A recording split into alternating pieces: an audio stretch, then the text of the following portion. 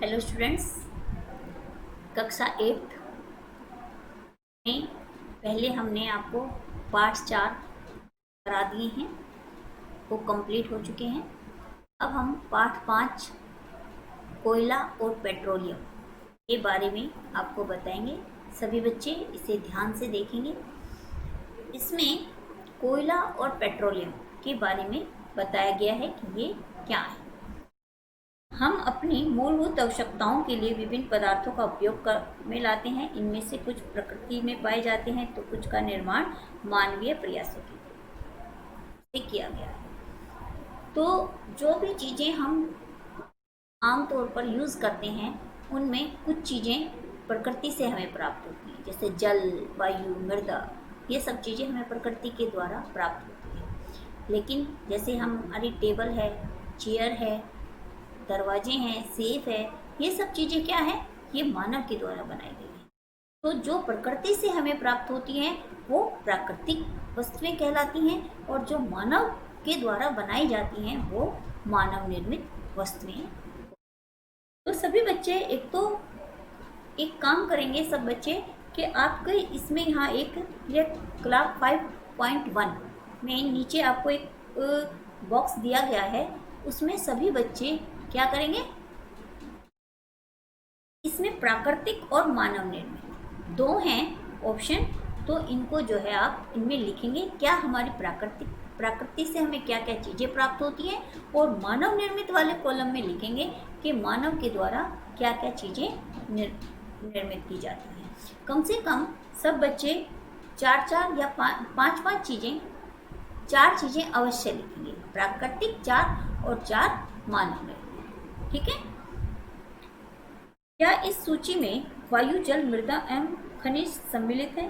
क्योंकि ये सभी प्रकृति द्वारा उपलब्ध कराए जाते हैं। ये प्राकृतिक संसाधन कहलाते हैं। प्रकृति द्वारा क्या चीज? वायु, जल, मृदा, खनिज, ये प्राकृतिक संसाधन कहलाते हैं। क्या वायु, जल और मृदा मानवीय क्रियाकलाप द्वारा समाप्त हो सकते हैं? जल के बारे में आप कक्षा 7 में भी पढ़ चुके हैं। क्या जल एक असीमित संसाधन है? नहीं बच्चों, जल भी धीरे धीरे हमारी पृथ्वी के नीचे से समाप्त हो रहा है। इसलिए आपको समय समय पर निर्देश भी दिए जाते हैं कि आप जल की बचत करें।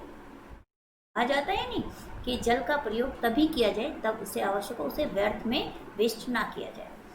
प्रकृति में विभिन्न संसाधनों की उपलब्धता की दृष्टि से प्राकृतिक संसाधनों को व्यापक रूप से वर्गों में बांटा जा सकता है। अक्षय प्राकृतिक संसाधन, पहला है अक्षय प्राकृतिक संसाधन। ये संसाधन प्रकृति में असीमित मात्रा में उपस्थित हैं और मानवीय क्रियाकलापों से समाप्त होने वाले नहीं हैं। उदाहरण के लिए सूर्य का प्रकाश और वायु। समझ आ गई? तो ये है अक्षय प्राकृतिक संसाधन जो कि असीमित मात्रा में होते हैं। क्या है? सूर्य का प्रकाश और वायु। फिर है समाप्त होने वाले प्राकृतिक संसाधन। प्रकृति में इन स्रोतों की मात्रा सीमित होती है। ये मानवीय क्रियाकलापों द्वारा समाप्त हो सकते हैं। इन संसाधन का उदाहरण है वन्य जीवन, खनिज, कोयला, पेट्रोलियम, प्राकृतिक गैस आदि। तो ये प्राकृतिक संसाधन तो हैं, लेकिन ये समाप्त हो सकते हैं।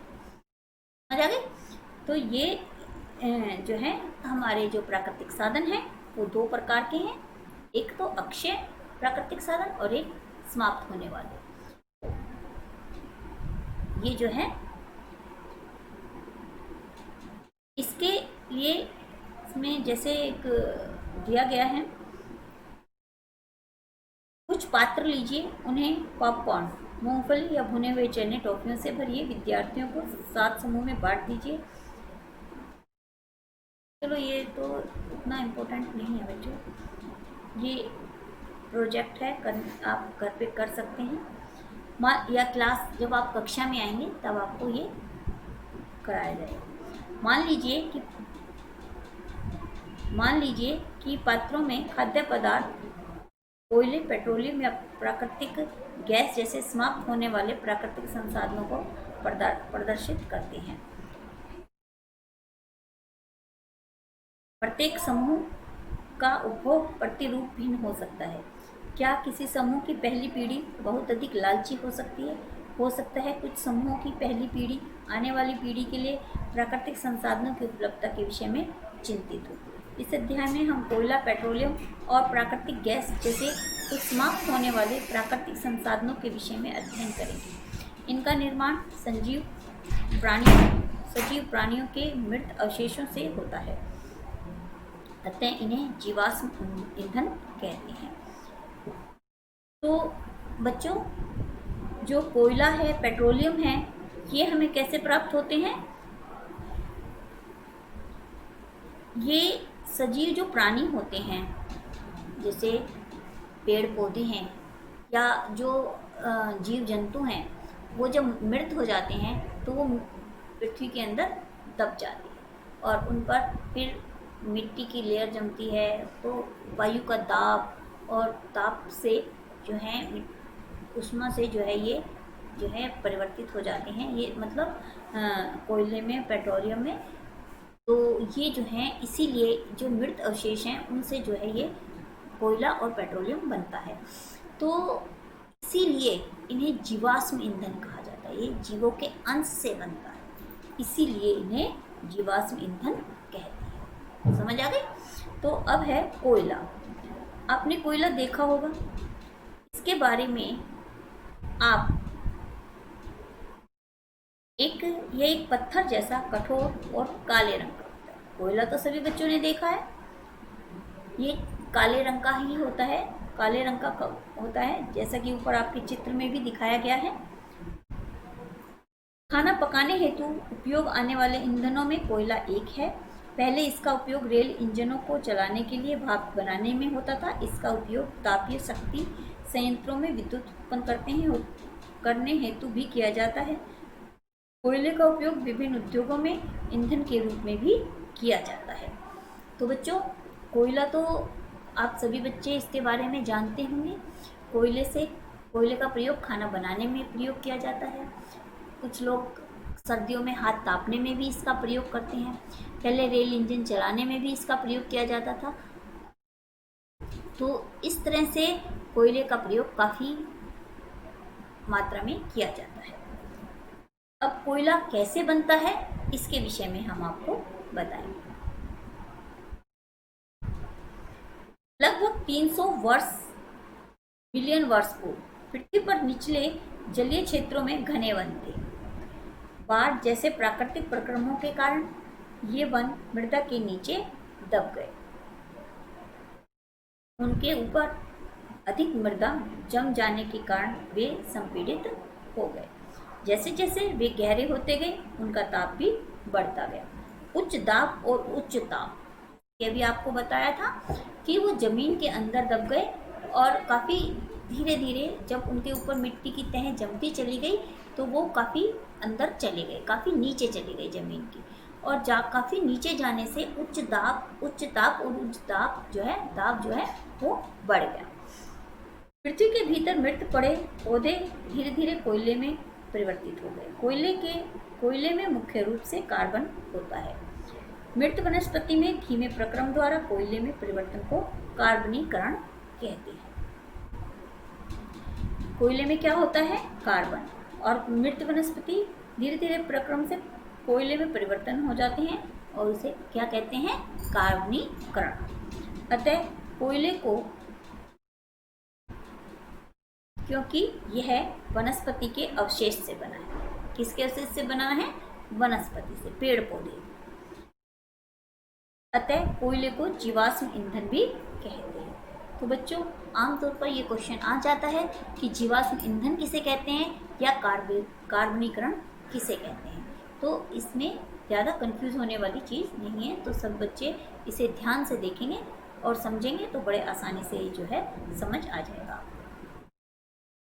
फिर है, वायु में गर्म करने पर कोयला जलता है और मुख्य रूप से कार्बन डाइऑक्साइड गैस उत्पन्न करता है। उद्योग में कोयले के प्रक्रम द्वारा कुछ उपयोगी उत्पाद प्राप्त किए जाते हैं, जैसे कोक, कोलतार और कोयला गैस। ये बेटा छोटे छोटे क्वेश्चंस में आते हैं आपके कि कोयले के प्रक्रमण से कौन सी चीजें बनाई जाती हैं। कोक, कोलतार और कोयला गैस। फिर है कोक। कोक क्या है? कोक यह एक कठोर, सरंध्र और काला पदार्थ है।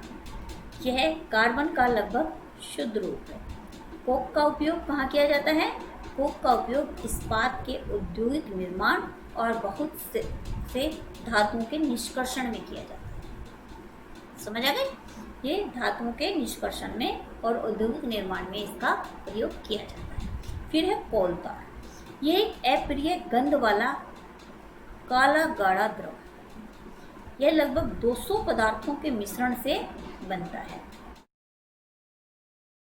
कोलतार से प्राप्त उत्पादों का उपयोग प्रारंभिक पदार्थों के रूप में दैनिक जीवन में काम आने वाले विभिन्न पदार्थों के औद्योगिक निर्माण में तथा उद्योगों जैसे संश्लेषित रंग, औषधि, विस्फोटक, सुगंध, प्लास्टिक, पेंट, फोटोग्राफी सामग्री, छत निर्माण सामग्री आदि में इसका प्रयोग होता है।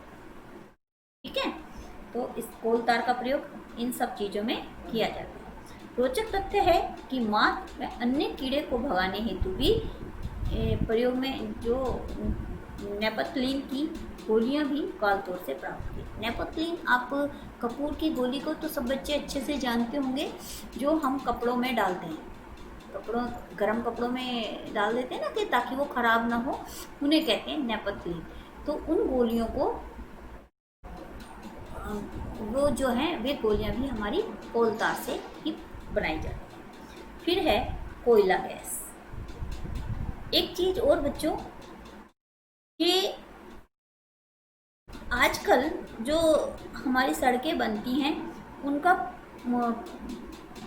प्रयोग, पहले उसको बनाने में कोलतार का प्रयोग किया जाता है, लेकिन आजकल इन सड़कों को बनाने के लिए बिटुमेन का प्रयोग किया जाता है, जो कि पेट्रोलियम के उत्पाद से बनता है। समझ गई? पहले इसका सड़क बनाने में किस चीज़ का प्रयोग किया जाता था?